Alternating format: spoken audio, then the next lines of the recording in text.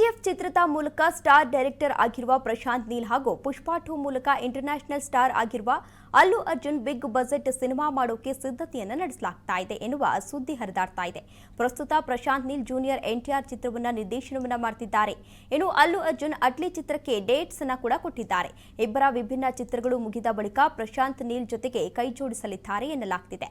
ಈ ಚಿತ್ರಕ್ಕೆ ರಾವಣಂ ಎಂಬ ಟೈಟಲ್ ಇಡಲಾಗಿದ್ದು, ಈ ಸಿನಿಮಾವನ್ನ ಬಿಗ್ ಬಜೆಟ್ನಲ್ಲಿ ಟಾಲಿವುಡ್ ಖ್ಯಾತ ನಿರ್ಮಾಪಕ ದಿಲ್ ರಾಜು ಅವರು ನಿರ್ಮಾಣವನ್ನ ಮಾಡ್ತಾ ಇದ್ದಾರೆ. ಇಬ್ರು ಕೂಡ ಒಂದೇ ಚಿತ್ರಕ್ಕಾಗಿ ಕೈ ಜೋಡಿಸಿದ್ರೆ ಆ ಸಿನಿಮಾ ಇನ್ನಿಲ್ಲದ ನಿರೀಕ್ಷೆಯನ್ನ ಹುಟ್ಟಿಸೋದರಲ್ಲಿ ಅನುಮಾನವೇ ಇಲ್ಲ ಎನ್ನುತ್ತಿದ್ದಾರೆ ಸಿನಿ ಪ್ರೇಕ್ಷಕರು.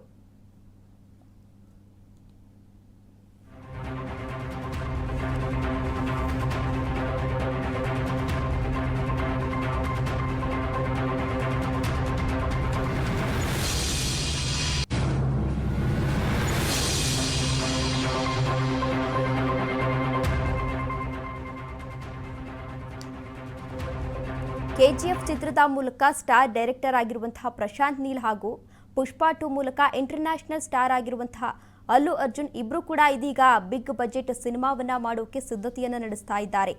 ಪ್ರಸ್ತುತ ಪ್ರಶಾಂತ್ ನೀಲ್ ಅವರು ಜೂನಿಯರ್ ಎನ್ಟಿಆರ್ ಚಿತ್ರವನ್ನ ನಿರ್ದೇಶನವನ್ನ ಮಾಡ್ತಿದ್ದಾರೆ. ಇನ್ನು ಅಲ್ಲು ಅರ್ಜುನ್ ಕೂಡ ಅಟ್ಲಿ ಚಿತ್ರಕ್ಕೆ ಡೇಟ್ಸ್ ಅನ್ನ ಈಗಾಗಲೇ ಕೊಟ್ಟಿದ್ದಾರೆ. ಇಬ್ಬರ ವಿಭಿನ್ನ ಚಿತ್ರಗಳು ಮುಗಿದ ಬಳಿಕ ಪ್ರಶಾಂತ್ ನೀಲ್ ಜೊತೆಗೆ ಅಲ್ಲು ಅರ್ಜುನ್ ರವರು ಕೈ ಜೋಡಿಸ್ತಾ ಇದ್ದಾರೆ.